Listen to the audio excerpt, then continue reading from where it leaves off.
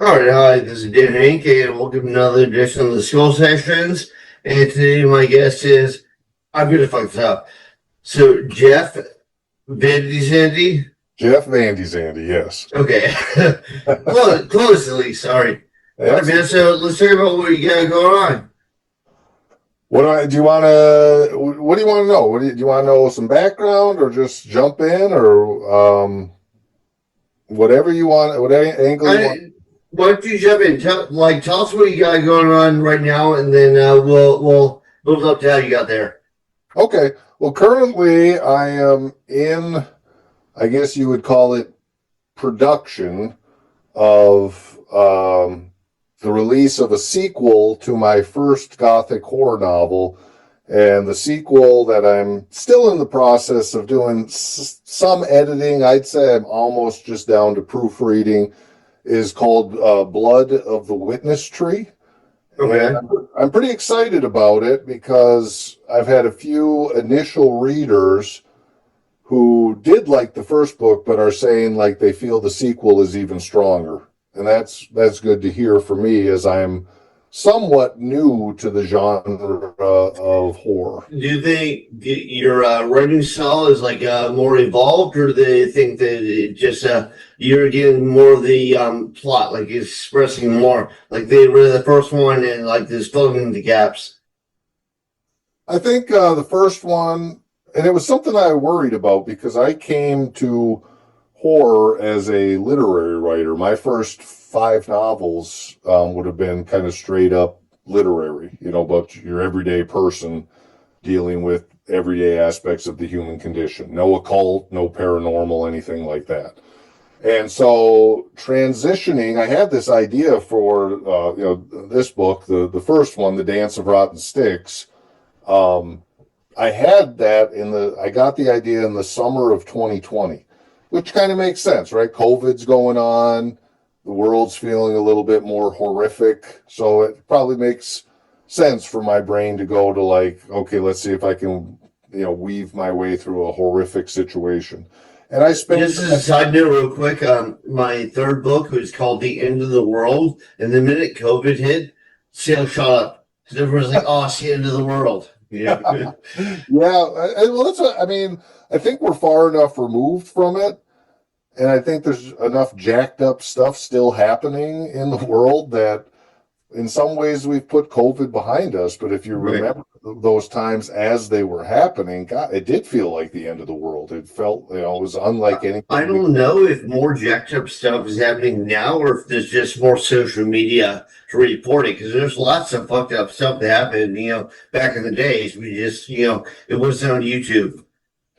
Yeah, I think, we definitely, I think it was easier for them to, and I'm gonna jump right in on the profanity train here too. I think more fucking New York, you can say whatever you want. All right, this is fucking awesome. So I think there was stuff, and it was a little easier to maybe hide or maybe ignore. I mean, it's all around you. You just, as if you're on Blue Sky or Twitter or anything, you're aware that there's jacked up stuff happening. But back to that summer of 2020, I spent the better part of that summer trying not to write that novel because I was like, I'm not a horror writer. I don't know what I'm doing.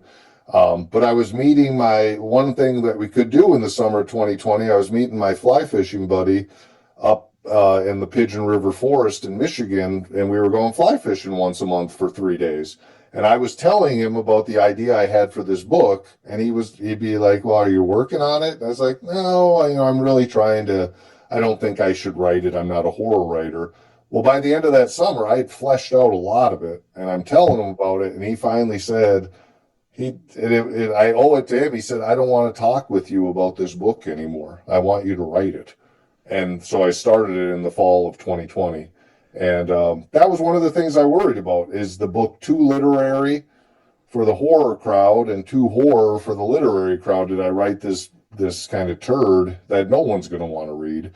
And well, it's a whole diverse crowd. There's some people that like more splatter and gore. There are all different categories. Like there's splatter punk, there's extreme horror, there's psychological horror, there's Western horror, there's folk horror. It's like it's like it's not the old days where it's like just Frankenstein and just Dracula. Right, right. Or even from my own youth, just Stephen King. Right. That's who I thought of. Again, now I was not a huge horror reader, but I knew of him. How could you not know Stephen King and a little bit Dean Koontz? But other than that, I wasn't really. And obviously, there were other horror writers working back in the '80s when I was, just kind of coming online as a reader myself. But I think the difference between this first book and the sequel is, I think in this sequel, Blood of the Witness Tree, I've ramped up the horror a little bit. A critique of the first book that I've heard from people is it's eerily quiet for about 80%, and then the last 20% of the book, this one, kind of goes through the roof and really picks up the action. Where my buddy who read Blood of the Witness Tree says, no, it goes about halfway through, this action picks up and you sustain it to the end, and it just carries the reader more than the first book did. So that feels good to hear that, at least from some initial readers' points of view, I'm improving in the genre. Yeah, people seem very divided. Like, I love a good like backstory that kind of sets up the premise of what's going on. And like some of my favorite books are like I don't know if you read Lucifer's Hammer. It's about like this giant meteor that crashes into the earth. But for the first 100 pages, they just build up everybody's normal life, and then all of a sudden it's chaotic. But because you spend that first 100 pages building everything up, you're invested. So then when everything goes to shit, you're like, oh my God, this is fucked up. Whereas like with bam, slam, horror, blood in your face, it's like you don't really care about those people.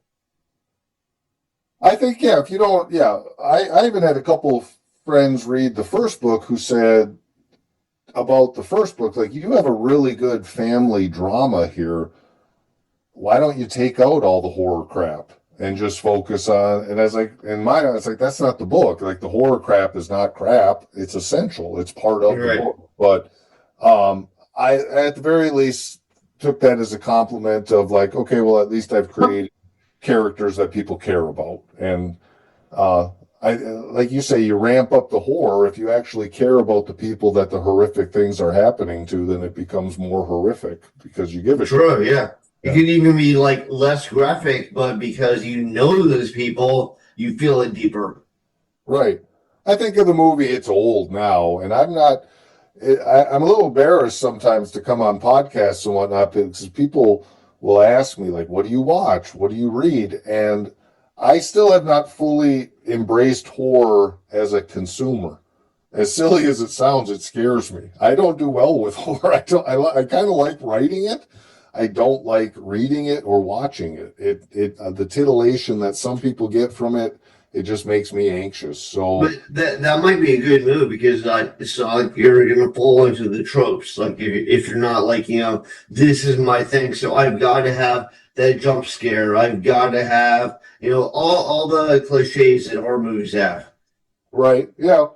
And I do think I hit on some of those in the first book. I mean, there's a Ouija board in there, and there's some things where, it takes place on an isolated cabin on an island. I mean, those are pretty tropey too. But I think I opened it up in the sequel.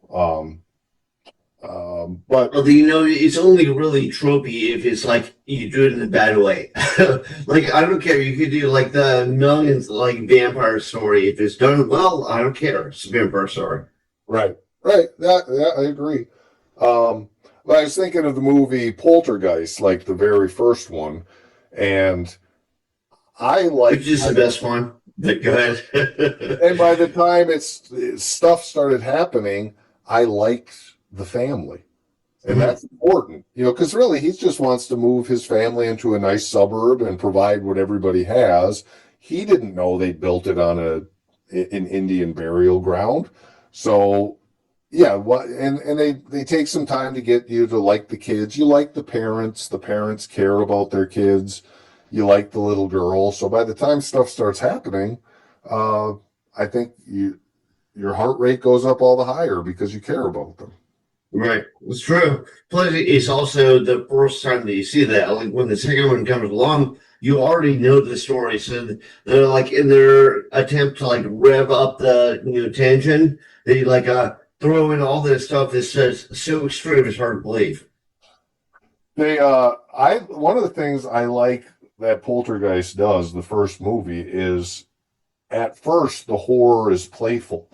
If you remember, the mom can put the little girl on the floor and she slides across the Yeah, floor. yeah. But they're almost kind of like something out of the ordinary is going on here, but it's fun. Like that Well, like until horror fans know that something bad's coming, but right, you right. know, But normally the introduction of the horror is still creepy.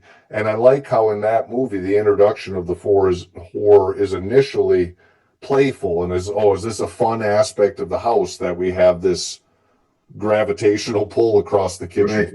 kitchen? Soon after the toys are going to come to life and torture everybody. But that's a kind of an interesting idea to make the horror fun at first. I haven't seen that a lot in horror, and you're probably better read and better viewer. Have you ever seen that approach where the horror actually is introduced as first playful and kind of fun for the Oh, recipients? it actually happens quite a lot, but to tell you the truth, stuff like Poltergeist probably like laid the groundwork for that. So, you have a lot of stuff now that is kind of like repetitions of things that came before. Like I remember when I first saw a number of slasher films, and I'm like, okay, well, they're kind of biting off the ground that Halloween laid. And then people see that they're like, yeah, Halloween's just stealing from those films. I'm like, actually, Halloween came first, but it's like, yeah. So somebody like does stuff, and then it like it sets the rule for how everything's gonna be. And you have a lot of people that they first they fight try and copy, and then you have people that eventually they do it well or don't do it well. Right. Yeah, for sure. Yeah. Um, but yeah, so that's what's coming up. I mean, if you have questions or what else would you like to hear about? That's the um, project I have going on. I liked where we were going. We can talk movies. We can talk whatever. What are you working on? Well, I have a cosmic horror series I do, and I just came out with the anthology, and I have 13 authors in this one. I did 14 in the last one, so I enjoy that. I enjoy I enjoy everybody's different takes and perspectives on things. But let's get back to you for a minute because I don't make the podcast all about me. You can Google me, like find all sorts of stuff that you don't want to know. But but so you have a horror series coming out, and you're saying like prior to that you did more literary books. Yeah, I got into horror. I'm a big proponent of reinvention. I'm 55 years old, and as a, my creative outlets are often reinventing themselves. Just recently was doing a lot of woodworking. I've built furniture, and I went through a period. I'm getting away from it now, but our school, Delta College, has a 2-year film program. I teach at a community college, and I got into teaching cinematography and screenwriting as a part of the program. And then I started making short films. And I think that's when I really first delved into horror is I was In the making a short lot films. is in the short films and seeing what I could do. I was the quintessential low budget filmmaker. I tried not to spend any money on my films and still make them good, take advantage of interesting locations I had, whatever the Well, case. some of the best films kind of start out that way, like Evil Dead or Texas Chainsaw Massacre. It's Right, like they're like people spec projects, people that other people are like, that's never going to succeed. And now they're icons. right. I just recently watched with my girlfriend rewatched Evil Dead 2, which Yeah, I consider that it's basically Evil Dead, but with a budget. Like they had a little bit more of a budget, but that's my favorite. I actually have that on my knuckles. Oh, that's awesome. Yeah, that was one. I had friends in high school who were big connoisseurs of horror, and I often skipped the film nights where that's what they wanted to watch. But Evil Dead 2, man, we rented that all the time. We wore out that VHS tape at our local because it's just, That's how I first saw it on VHS tape at my friend's house. yeah, It, like Bruce I had a single Campbell. mom lived in a trailer. She'd give us beer, and then we'd be like drinking beer underage, allegedly. Watching Evil Dead. Yeah, but yeah, that was cool. Yeah, yeah. So, I mean, one of the things that I find though challenging too about just writing in general, and I'm sure as a creative you could attest to this. The hard part is getting the stuff out there, finding the readers, having people take you seriously when your book comes out from a small press versus one of the larger presses. That's been a challenge because I do think, and I've been told, like, the book deserves a wider audience, but how do you find them? There's so much out there to read. Um, I go into bookstores sometimes, and sometimes I love it, and other times I'll look around. There's so many books. I'm like, why am I bothering? Like, nobody's going to notice if I don't publish anymore. So, why put that challenge on myself of the marketing and whatnot? So I am figuring out ways, and one of the blessings of that is I have been applying and getting into being a vendor at some horror festivals, which I've never gone to horror conventions. And man, they are a blast. Talk about people who know what they like and go full board on enjoying what they like. The way people, the extent to how people dress up at the conventions. I mean, a lot of Oh, they into it, yeah. Like time and it love depends goes because into there's it. a whole variety. I've been to a lot of them, but everything from the ones that are more like Comic Con, where they like go there for stuff, the ones where they like sell all the little figures, everything. Actually, some Comic Cons like that too, where they sell all the figures, all the like T-shirts, all the posters, all the plushies, whatever. Right, right. That was, I mean, my girlfriend and I have really we've done 3 or 4 horror festivals so far, just here in Michigan. I haven't branched out beyond that. I mean, in the end, they help get the book out there, but financially, they are losing endeavors because you end up staying at a hotel, buying meals, paying for your table to be a vendor. I usually break even or do a little bit better on the table, but I'm not selling enough books to cover a hotel room or anything. So we're looking at them as like, well, these are just vacations we're taking. Like we get to go to different Yeah, well, you towns. kind of have to look at it like that, and you actually have to do them for a while before you really start to make any money. And what you want to look into is they have horror conventions just for authors. They're not like the ones where they're for like all the people that want to buy plushies and whatever. It's like people that go there just want to buy books. They want to Right. meet authors. They want to look at books. So it's a unfortunately, you get plenty of people these days that they're like, "Yeah, man, I don't read." Right. Yeah. But largely, I've considered it successful. Like my best, I was at the Michigan Oddities and Horror Convention in January. It was a 2-day one. I sold 48 books there, and I was like, this is great. I Oh, mean, that's good. Yeah. and I have at any of the conventions, even the 1-day ones, I've never sold less than 20.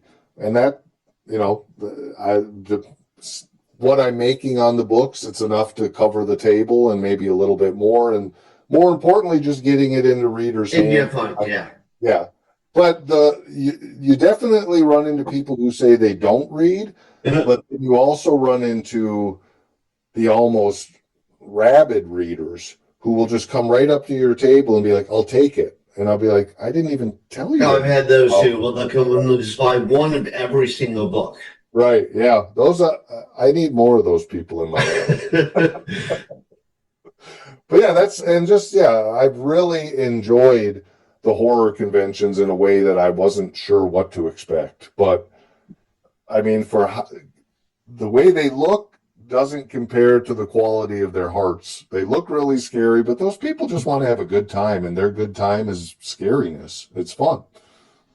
Yeah, we could go into I won't do it, but we could go into the whole like satanic panic thing and all that stuff. Like some people, like they take everything so incredibly literally. They're like, oh, if you're into horror, you must be like demonic and inspired by Satan. And you just want to kill people. It's like, nah, dude.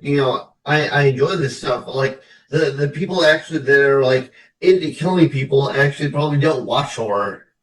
Right. Yeah. They don't. And one of the things that I've really come to appreciate about writing horror is its metaphorical and symbolic implications. Like in my mind, my antagonist, my bad guys or bad gals or whatever in the books, they represent some other aspect of personal demons within the characters.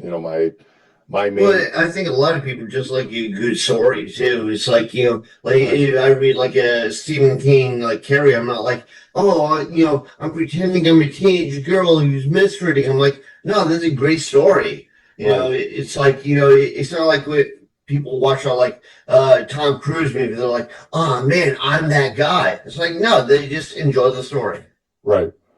And I do like that aspect of, I don't know, writing literary, I think can put this pressure on you as a writer. You're trying to say something significant about life. And I think life is so fractured and there's no universal experience. So, I mean, even the notion of the great American novel is gone. Like, great American novel to whom? I mean, the American experience is different. Well, I think what makes a difference is like if you bring up stuff and people think versus when you preach to people. I hate when people like preach to me. It's like, dude, I can form my own opinions. I'd love to hear details, but I don't want you to tell me the way I should think.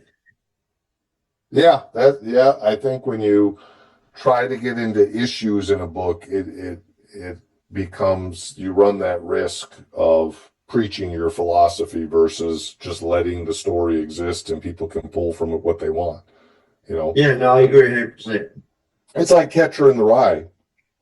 I feel different about Holden Caulfield every time I read that book based on where I am in my own life. When I was younger, I totally like, yeah, rebel. And then as I got older, I'm kind of looking at him going, grow up, man. Like, you got to let go of your view of the world because you're just going to stay stuck in depression. Like, some things aren't going to change. Well, going off that, like one of my favorite books is 1984. And like George Orwell was he was a big time Marxist. I'm not a Marxist, but I enjoyed some of the themes and some of the ideas going on in the book. It's like you don't have to, like, he doesn't tell you you have to think this way, you have to be this way. He's like, this is what's going on, and then you can dissect yourself.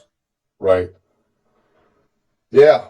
Another book, kind of dystopian, by Ralph Ellison, Invisible Man. I don't know if you've read that. Of course, yeah. Yeah. And that one too, where I love how the characters, the protagonists, feel they're getting involved in this really positive movement only to find out later that the movement, and I think that's often the case is if you're an activist or whatnot, you can get involved with people and causes, and then anytime there's people involved, things can be corrupted.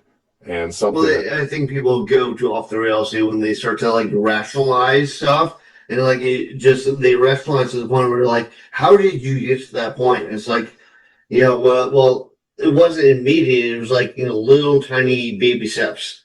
Right. Absolutely. Yeah. So I think in terms of, I see the potential for a third book in this series, and it would probably end there. And I don't know when I'll be ready to sit down and write it. I just finished writing the second one, and there's a bit of relief too when you finally surface from the months of writing and not knowing when you start if it's actually going to be anything. And then after 6-7 months, realizing, oh, I've made something. It's at least decent. It's as decent as I can get it. How many word count? Page count is a little bit hard, but how many words roughly is it? And what does that equate to page number wise? My intent. I'm not a long novel writer. Both The Dance of Rotten Sticks and Blood of the Witness Tree ended up being about 65,000 words. So not Okay. yeah, not even that industry standard of 80,000 words, which Right. you often hear. And that is a benefit of working with small presses is the small presses are willing to bend the rules a little bit more or take a chance on a book that's not industry standard. But yeah, so about 65,000 words, probably about 220 pages. I remember back in the day, like every novel had to be at least 300 pages. Right. And when I wrote my first book, that's what I thought it had to be. And then I've noticed now things have changed. Like people, like you see 300 pages, like, wow, that's long. Because Right. most Yep. people do like 190 pages. But, I know. kind of depends on what you're into. And I would say, things have changed because like people used to be a lot more accepting of like the backstory and that now they really want to kick out right away or they're bored. Right. Yep. Well, attention spans have definitely changed. No, But I agree. Yeah. I was in the same boat you were in when I finally decided to write my very first novel, which was an expansion of a short story. I realized that I wasn't done with a character from a short story, and then I realized, oh, the short story could actually just be a chapter in a longer book. And I was suffering under that same delusion of, okay, it's got to be about 80,000 words. Well, as a result, it was packed with fluff. It was packed with junk that, when you're adding words just to add words, you're not going No, to have. I agree. I think, sorry, side note, but I think a perfect example of that is like, so Stephen King did this story called Thinner. And it's a great, like 30-page short story. But he like fluffed and padded it up. So it's like a 300-page book. So like a whole chapter is just the texture of toilet paper. It's like, dude, I don't need to read all this. That actually put me off Stephen King for quite a while. Oh, okay, yeah. I can see it. Well, I certainly know that it made. I just am now in this frame of mind is tell the story you have to tell. Cut out anything that doesn't add to the story, and having that ability was a Degas, or no, Rodin, who did The Thinker and did the statues. Right, yeah. They asked him once, how do you how do you make your art? How do you make these statues? And I loved it. He said, well, I look at a stone and then I knock away everything that isn't statue. And Very that's good, yeah. and I think it's the same with especially with editing a story to have that eye where you can look at your story and be like, okay, now I got to go in, kill my darlings or whatever, cut away everything that's not story. And I think that's going to make for a shorter work. And fortunately, I think audiences are liking shorter works. Um, Right.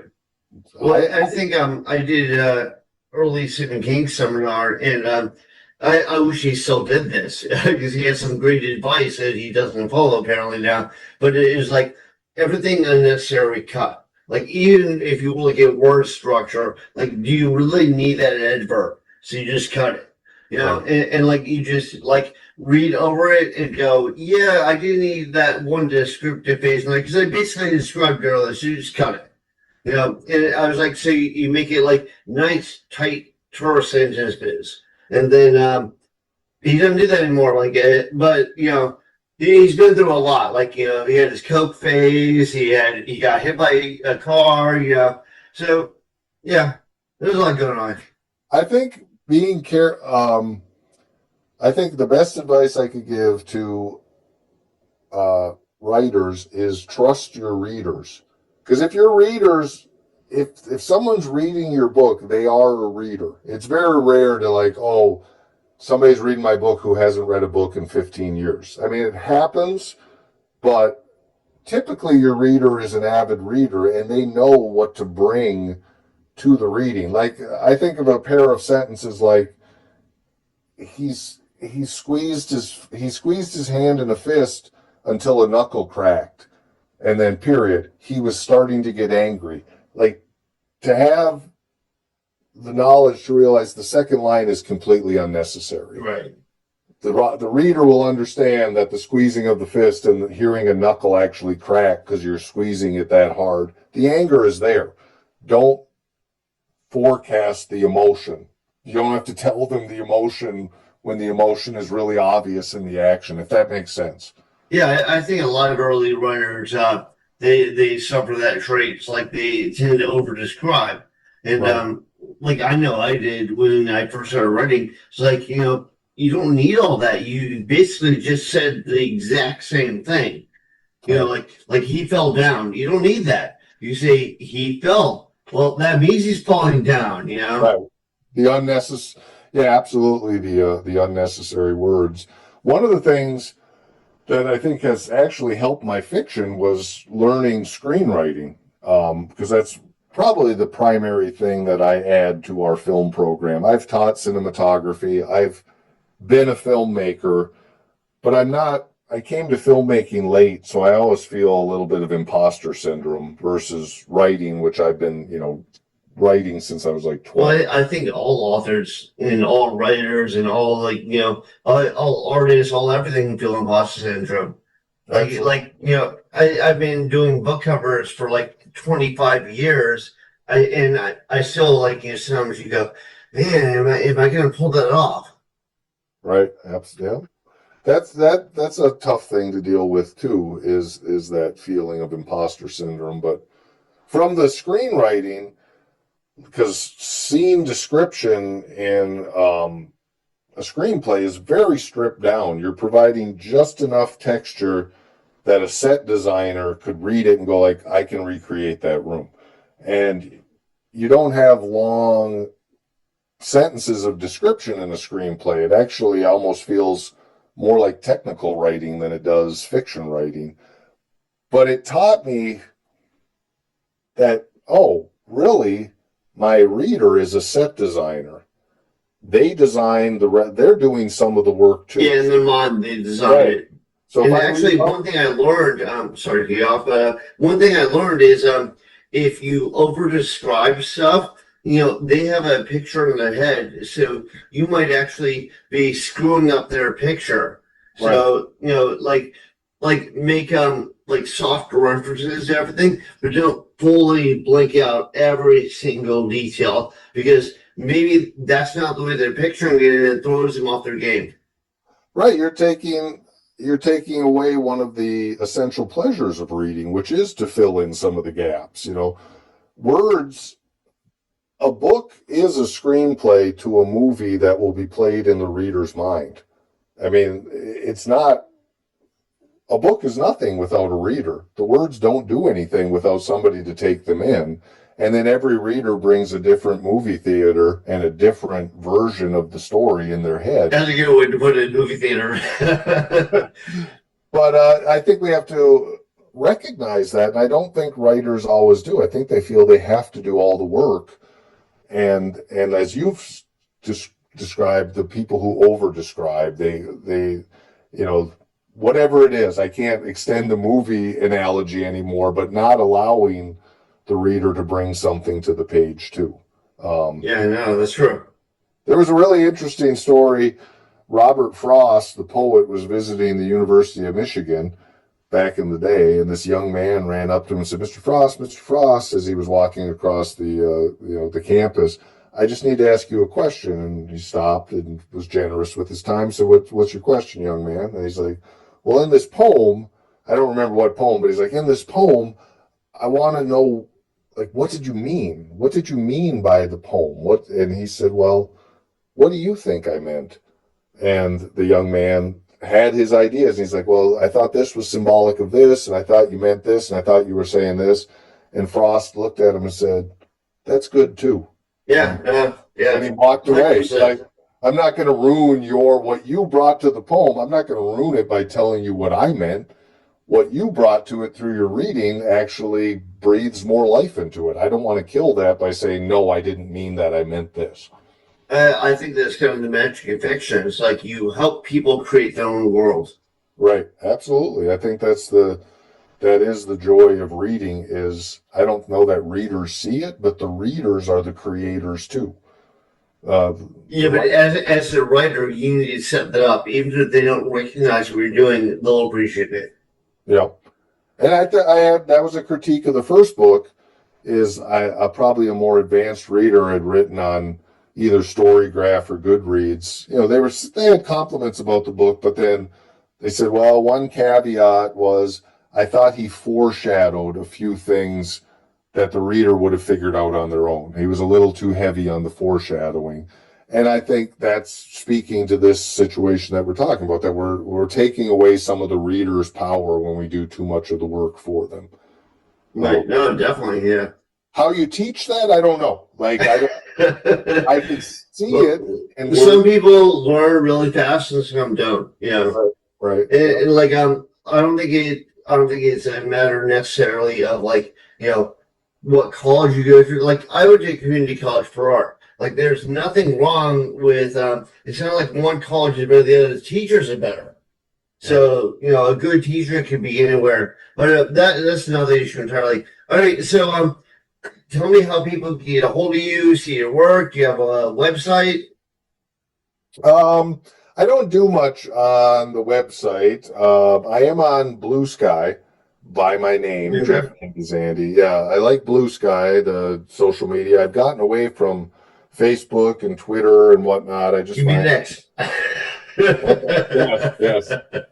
I think that's when I decided to get away from X, was when it became X, just because I just can't deal with the constant hostility. And I mean, I find it a toxic environment, whether you're right wing, left wing, or in the middle. I just find people are kind of itching for a fight there. And it didn't do much for me in terms of why I was there, which was to try to find more like-minded writers and readers, potentially. Blue Sky right now, and I can already see its deterioration, but Blue Sky reminds me of young Twitter when I first got on and people were just kind of like, what is this? And say something, and how many characters, and it was a pure thing. It was more of a playground before it became, a battlefield. And Blue Sky still has a degree of that playground, but that's where people could find me, Blue Sky. They can, if they're interested in the book, unfortunately, the easiest place to find it is Amazon. And yeah, that's... I don't think Amazon's all bad. I mean, it's like maybe about half bad and half good. It depends on like what you delve into.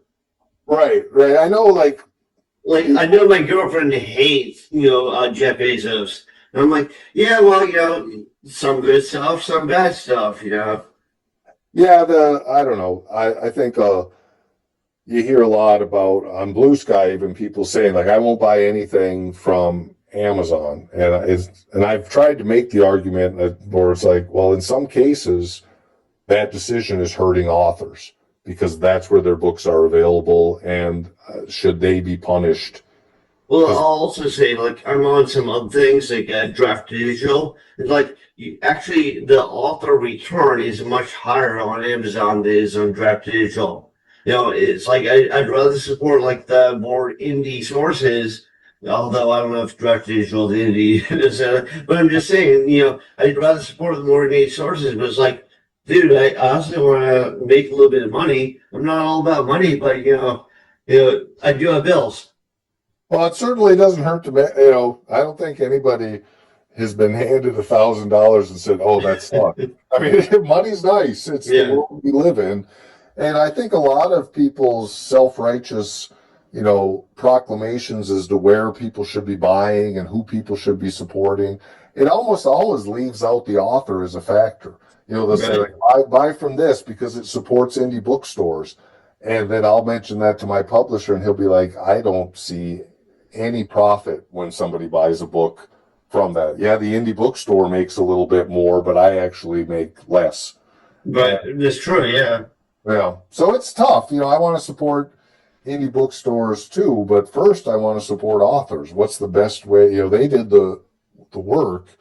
And the absolute best way is to buy books from people like conventions. Because if you buy it from the author at the convention, he just paid like the printing price. and the rest you make, and you might sign it for you, and you might get like cool stuff like stickers or bookmarks or whatever. Yes, that would be something I would say to your listeners is if you're at something and you're on the fence about buying something from a vendor, buy it. Don't stay on the fence. Right. It does a lot for the vendor, and if you were on the fence, that means you liked it enough to take it home anyway. And but what you're saying, yeah, when I take these to conventions, I can buy author copies for under $5. Yeah. I sell them for 15. I'm making $10 a book. That's a pretty good profit for me, especially if I'm spending like $60 on the table or $80 on the table. Well, I only have to sell 60. Oh, that's cheap. It didn't pay more. Yeah, But then I am in New York, so. Right. Michigan tables are a little bit, especially for these horror conventions. I did woodworking conventions, and man, they wanted $300-400 for a space. I'm like, I do tattoo conventions, and it's $600 to $750 a booth. wow. That's half the booth actually, because I'll split it. So it'll actually be $600 for the booth, or it'll be $1,500 depending on the convention. Oh my God. But again, I think that is some New York versus Michigan, and it might be Also, that's tattooing versus writing. Like right. tattoo artists and make the money back unless they don't do anything all weekend. Now, in one of those, I'm just curious. In one of those conventions, are you doing tattoos as well? Oh, of course, yeah. That's what it is. Yeah. Okay. Very cool. Yeah, the conventions is new to me, and I'm going to keep definitely at least doing the Michigan conventions, and then maybe start broadening out and be like, hey, to my girlfriend, like, hey, do you want to go to Cincinnati? Like, then let me find a convention, and we'll have an excuse to go. We can still enjoy the city, but I can sell a few books too. But I've enjoyed. I don't know if we're moving towards the end of the podcast. I get another one coming up pretty soon, so I'm sorry, got to cut it. No. Yeah, let me know how people can get a hold of you, how they can throw money at you, buy your books, and stuff like that. Absolutely, I can email you some contact information, and I do have the blog, at least the blog website, so I'll follow up with an email. Okay, just some of this is not visual. It's like on Google and Spotify or stuff like that. So if people want to get a hold of you to buy your stuff, how would they get a hold of you? Probably if they wanted, like, I want to get a signed copy, which I'm happy to provide, and actually I can sell it less than Amazon in that respect, as long as people are open to media mail. It's going to take a little bit longer to arrive. Easiest way would be my name at gmail.com. So it would be JEFF V as in Victor, ANDEZANDE. So they would have jeffvandezande at gmail.com. And if they wanted to reach out about, hey, I'd want to buy one of your books and get a signed copy sent to me, then that would be the simplest way. Okay, awesome, man. All right, do you have anything else you want to throw out to the Saratosphere? Not off the top of my head, other than I want to thank you. I want to thank you for, because I think I connected through a email I get just saying these are potential podcasts looking for guests. And I often will respond and I don't hear anything back. So I appreciate that you reached back out to me and said, hey, if you're a horror writer, get your ass on here. So that's what we did. It was fun.